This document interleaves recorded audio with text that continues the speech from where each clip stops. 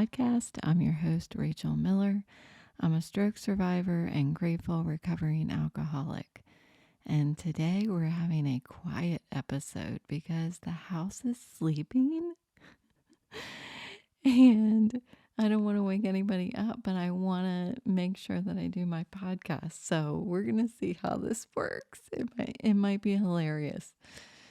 Anyway, or annoying. So you can not listen if it's annoying. So today's topic is happiness is a choice. So as part of my sobriety program, I learned that I will experience a spiritual awakening as a result of the steps of my sobriety program. And what I've learned over time is I've been gaining an understanding of what a spiritual awakening is. And what I have understood, at least my perception, my concept of a spiritual awakening is that it is, first of all, how am I going to get there? I get there through work and willingness.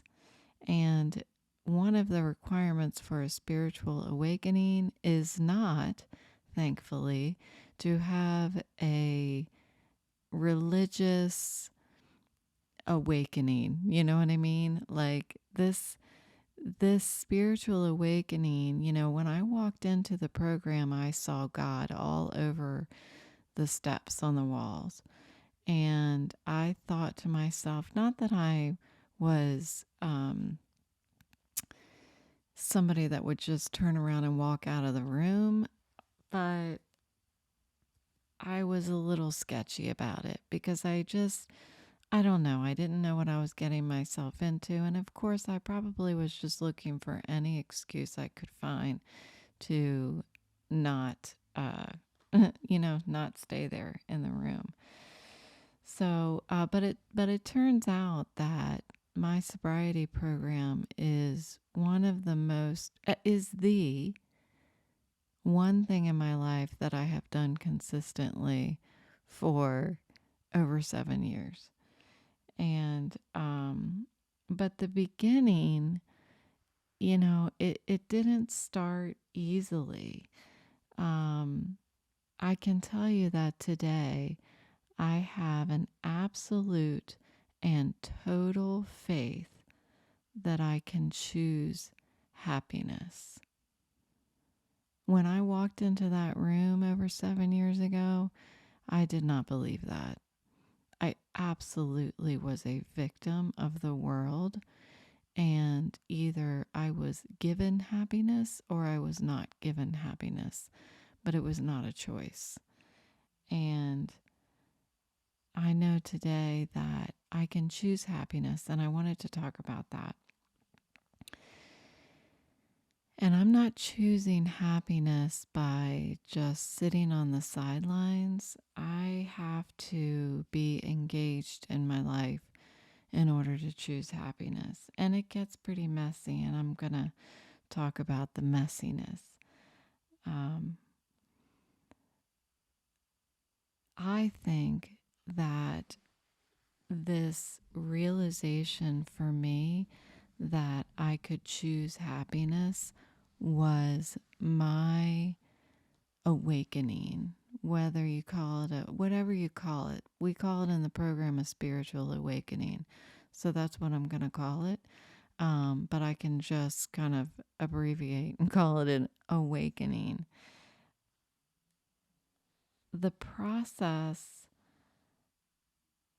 of me coming to believe that my happiness is a choice was filled with misery. It was filled with emotional breakdowns, really. it came after years of feeling like nothing was a choice. It came after countless emotional breakdowns. And these were moments in my life that I just gave up. I gave in. Moments that I didn't have an answer for my pain and my suffering. Moments that the thought loop in my head, never spun off into a solution, but rather it just made my head spin. The most pivotal moments in my life were these emotional breakdowns. I can see that from where I sit today, but while I was having them, it certainly didn't feel like, hey, you're getting ready to have an awakening. These were times that I was only reaching inward for solutions, and I was coming up empty-handed. There was no amount of alcohol before I quit drinking. There was no amount of running after I quit drinking, obsessively working, sleeping, flea market flipping, or any of my hobbies that was going to enable me to think my way back to happiness at these moments in my life. There was no meditation, prayer, helping others, gardening, shopping, or any self-help or, humorous audible book, nothing that would make my fear and my unhappiness go away. It was when I felt most broken, shattered, wrecked, destroyed, and empty. The feeling that I had in me was, and I just had one, mind you, like 4 months ago, where I feel so, like, my word that I used 4 months ago was wrecked. That's how I felt. That was like the best adjective for how I felt, was just wrecked. It was like my chest was deflated and I was still trying to exhale any air that was left inside of me. This was a point right before an awakening. And I've tried to explain this in other episodes, but I recognize that I can't have an awakening unless I'm sleeping. I can't open my eyes to something unless my eyes are closed. You know what I mean? So, like, I remember after I had talked to my work about ending my career, ending my professional position with my company, I called each of my employees, and there was one employee of mine who, I don't know, every time I talk to her, I feel emotional. It's not a bad thing. It's a good thing. And when I was out walking, just taking a walk and trying to get some fresh air, and I was telling her what was going on, and I just broke down. I just broke down, and that's what I told her. I was like, I'm wrecked. Like, I felt like I had nothing left. I felt like the rug was being pulled out from underneath me, but it wasn't anybody who was doing it.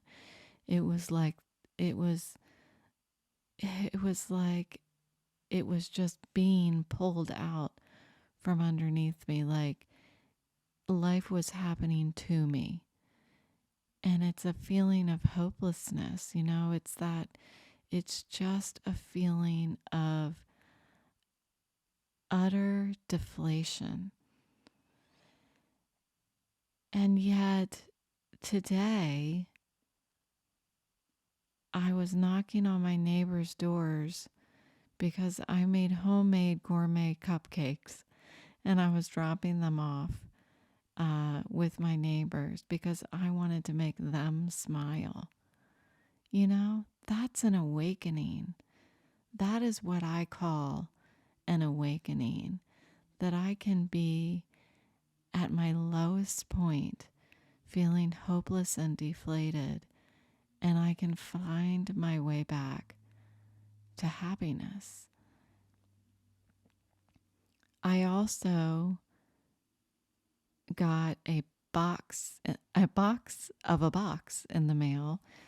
So I talked about my quilt that I made um, for my friend, and I wanted to wrap it up really special. So I ordered like a special box with that has like a satin ribbon and everything. So I folded it up inside, and I have this decorative pin that I put into the fold, and then I signed it with a fabric marker that says handmade by Rachel. And I was just smiling from ear to ear that I created that. And I did it because I wanted to make this other person smile. And that is, not only is that a miracle, but it's an awakening. And I feel like I continue to have awakenings, but they always seem to start with these just utter breakdowns, emotional breakdown. I don't know if there's a clinical term, if emotional breakdown is supposed to be a clinical term. I don't think I had one that would be diagnosed where somebody actually like needs to be admitted somewhere. I'm talking about emotional breakdown, just waving the white flag, to be able to go from that to wanting to reach out and make other people happy is yet another example of how it's just supports my faith that we can choose happiness. So at these moments of desperation, what happened that created that awakening, I think, is that I stopped searching for the answers inside me. When I sat out on my front stoop 4 months ago and it was windy and I was looking on into the grassy area across from my house, and I just started crying. I was crying because I gave up. I had to give up. Giving up was a good thing. It wasn't a bad thing. I had to give in order to look up and find that the answers are outside of me, not inside of me, you know?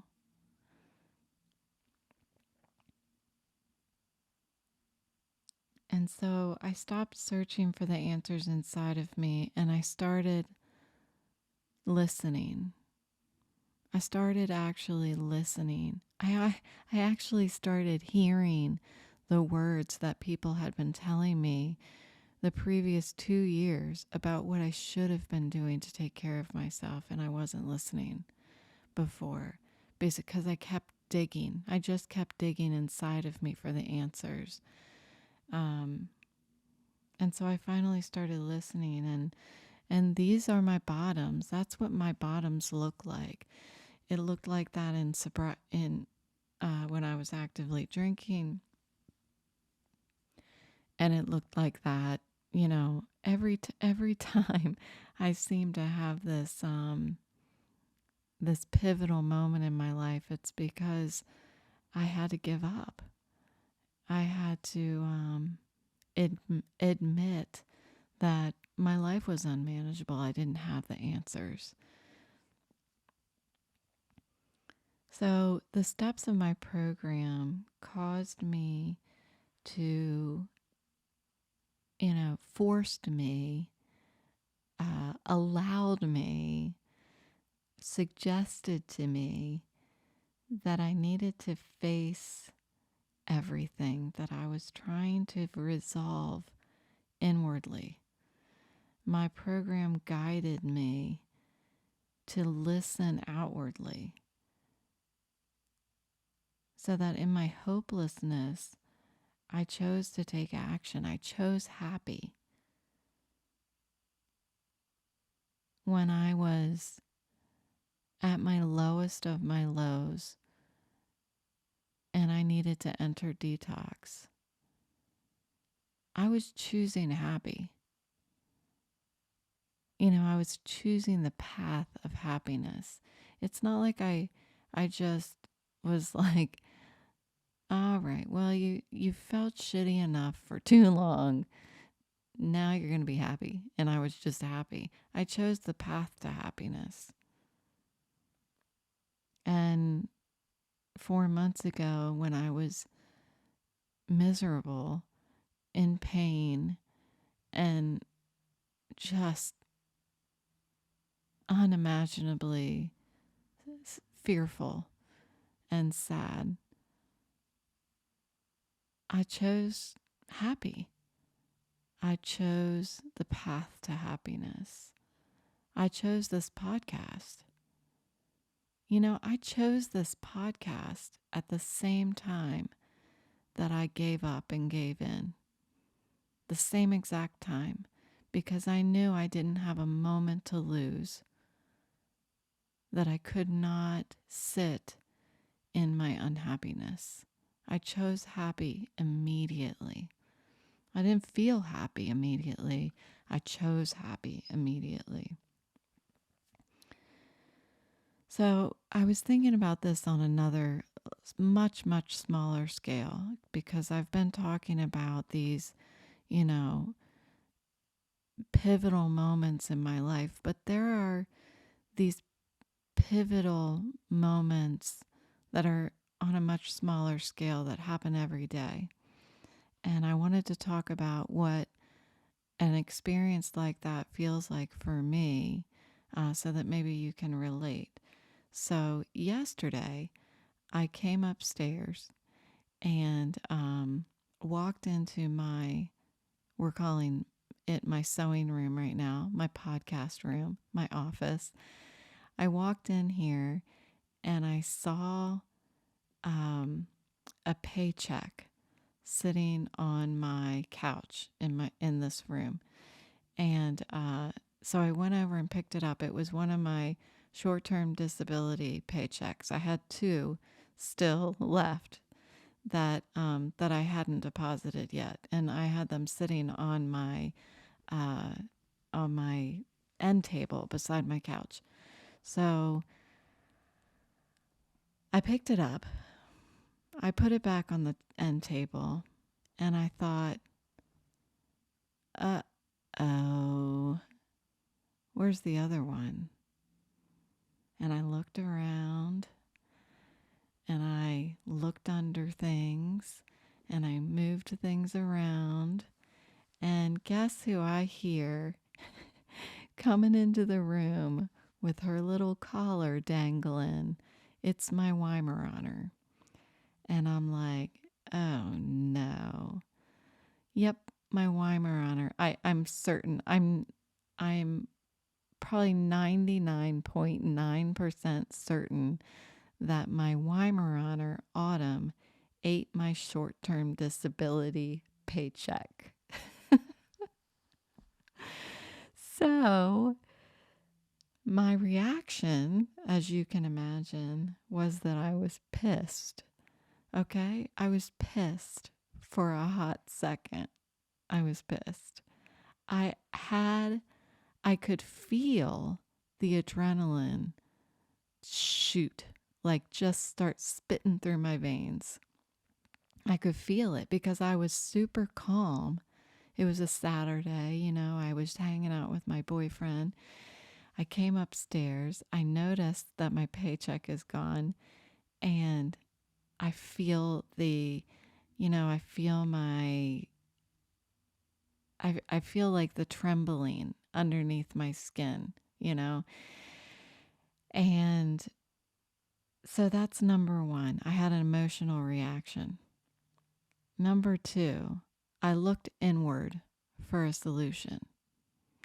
So in the 90 seconds that it takes for the chemical reaction, the adrenaline to flow through my veins, I was searching for a solution inside me. I was thinking, oh, just ignore it. It's only XX amount of dollars. And I thought, no, XX amount of dollars is a lot of money. And then I thought, all right, I'm going to freak out. I'm going to run downstairs and tell my boyfriend. I thought, no, it's just going to be more ammunition for why he thinks my dog is a jackass. And so after that amount of time, that the chemicals started to decrease. My trembling started to slow, and my reasoning started to come back.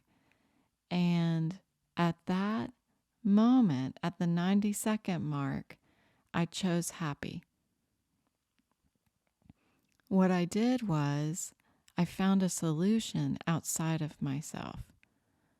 And the solution was I need to call the insurance company, have them stop payment on the previous check, and have them send me a new one. And that was it. So in 90 seconds, I was able to process something that happened that elicited a angry response. As it was almost fearful / angry response.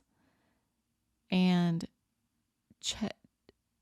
I chose a happy path, and figured out a solution, because once I made the decision to choose happy, I was able to figure out a solution like immediately. So what I've learned, I've shared this several times about the 90-second rule, which used to be dropping food on the ground. Now it's the 90-second rule for choosing happy. Is actually that if we don't choose happy after 90 seconds, then our body will regenerate the same emotional reaction, the same chemical response for another 90 seconds. And then we can choose happy or not again. And I wanted to just mention, though, that, that each one of us have our own personal experience with what our baseline for happiness is. And I don't want to dismiss the mental health aspect of depression and